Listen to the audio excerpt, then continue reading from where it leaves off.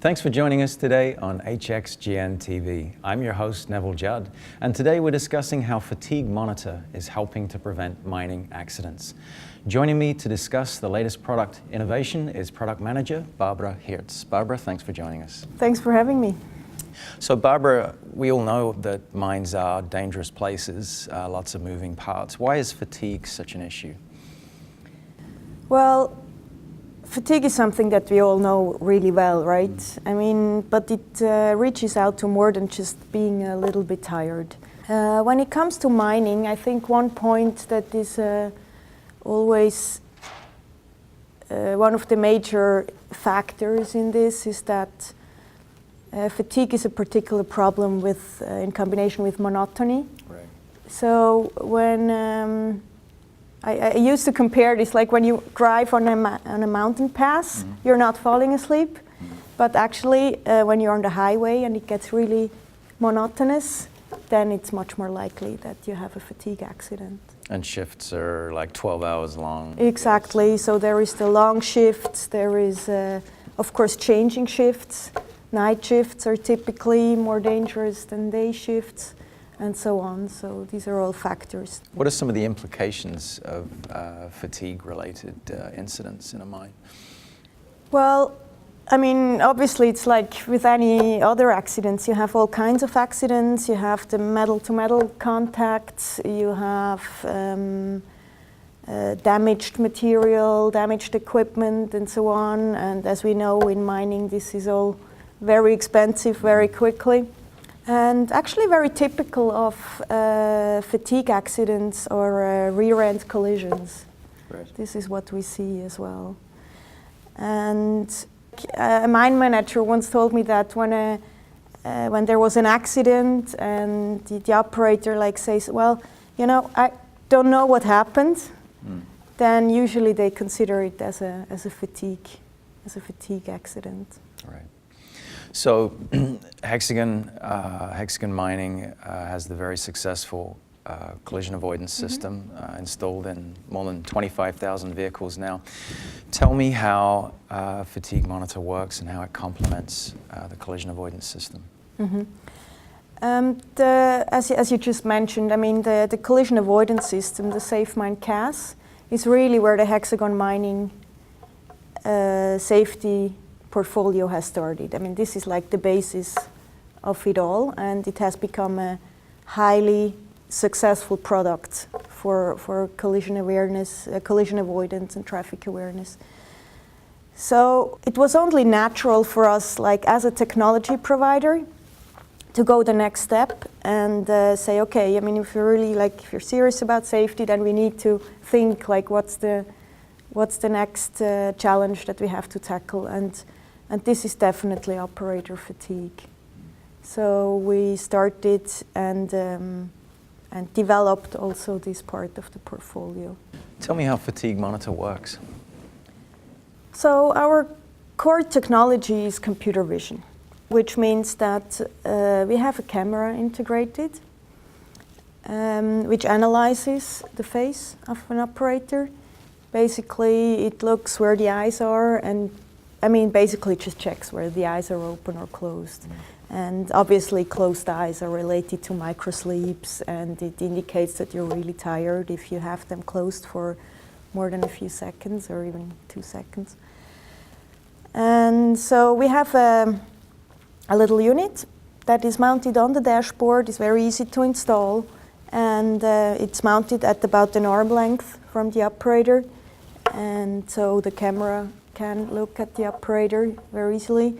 And we have two other parts, as mentioned before. We have the collision avoidance system integrated, so you have that part as well. And on the other hand, we also have a small display where we display individual fatigue risks of each and every operator. Okay, so it sounds fairly unobtrusive to the operator. What happens when it senses that there's a lot of blinking or the eyes are shut? There's an alarm that sounds, or? Yeah, so we have two kinds of alarms, and one is issued when there is a so-called per close event. So per close refers to slow eye blinking, And this is an indication that you're about to fall asleep, like when your eyelids are getting really heavy and so on. And the second one, and I personally think that this is the most important, is really the wake-up alarm. Right. That when an operator is hitting a microsleep and has his or her eye closed for a couple of seconds, then we issue this wake-up alarm. And this is, this in-cabin alarm is really, this is the first level, the first layer of safety, and this is the thing that prevents the accident. In testing the product, what sort of feedback did you get from operators that were using it? Did they? Well, first they are not fully happy that the camera is looking at them. I mean, this is very natural. I think no one really is happy that when a camera is looking at them. So what we do is like we really make sure that we're only monitoring them when they're actually driving. Right. This is really important for them. So you can say like when they're in standstill or reversing, doesn't matter. I mean, then we really say, look, do whatever you like. We don't care. Yeah. But when you're driving, we have to ensure safety. And this is when the camera is on. Right. And it is for their protection. There's a peace of mind there, I guess, knowing Absolutely. that that's right. So during testing of the product, what has the feedback been like from operators that have used it? Yeah, so the reaction was that it like helps them to also check themselves, like, okay, you have this fatigue risk level and it says medium or it says high, and it makes them think, how tired are they really? And this is the most important thing, because in the end the operator knows best how tired he or she really is. And we can give them the responsibility to check on that. And of course the mines, they have to allow also, and have the policy, they have to allow to take fatigue breaks. Right. Managers back in the office, they get a readout of fatigue-related incidents from the product too, right? Can you tell me a little bit about that? How does that work? Yeah, sure. I mean, from the unit that we mount in every truck, whenever there is an event, in terms of these per-close or con-close events, as we call them, we send the event to the dispatch room or control room, and then you have like a second person that can look at the data and possibly take an action if need be. So where do you see the technology going in the future? We have the collision avoidance system now, FatigueMonitor, vehicle intervention. What's the future for FatigueMonitor, do you think?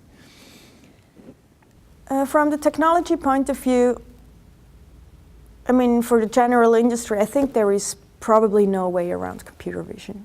I mean, we know this from all kind of gadgets and we know from the industry, and this is really developing on an extremely fast pace and getting better by the day. So I truly believe that this is the right technology we're on.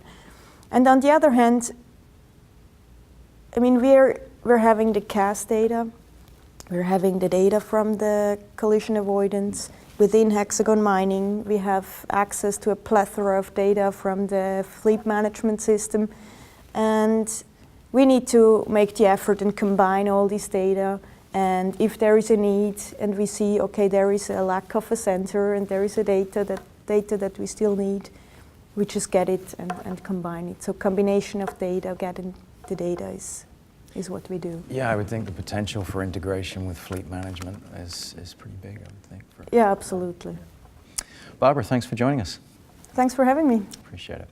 We'd like to thank our guest, Barbara Hirtz, for joining us today. If you'd like to find out more about Hexagon Mining, visit hexagonmining.com. And to watch additional episodes of HXGN TV, visit hxgntv.com. Thanks for watching.